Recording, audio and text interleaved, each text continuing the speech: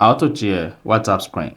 So if you want to share your WhatsApp screen, then this video is going to walk you through how to do this step by step. So for the end of this, if you found this offer informative, please don't forget to like and then subscribe. So if you are taking a tutorial on WhatsApp, or you are trying to show something to someone on your WhatsApp page, and I want the person to see exactly what you're trying to discuss, then you may want to share your WhatsApp screen to make it easy for you. Mark you, if you have any sensitive information on the WhatsApp page, then it's going to also share it with anyone that have access to your WhatsApp screen. So here basically, I'll show you how you can easily share your WhatsApp screen. To do this, just go ahead and open the WhatsApp app.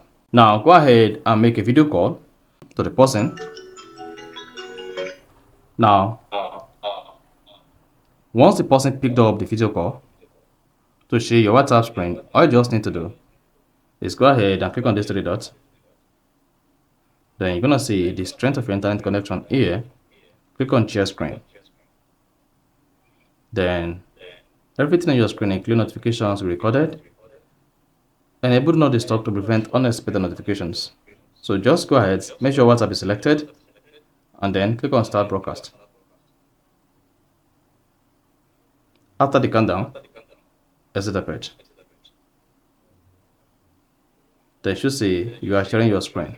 So whatever that happens on your WhatsApp screen or your phone screen will be visible to anybody you are sharing the screen with. You see that? So let me show you on my second device. So this is my main WhatsApp and this is my second device. Can you see that? So whatever I do here will reflect on this device. So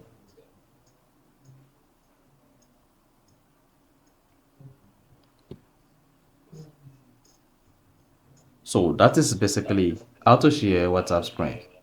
So if you found this offer informative, please don't forget to like and then subscribe.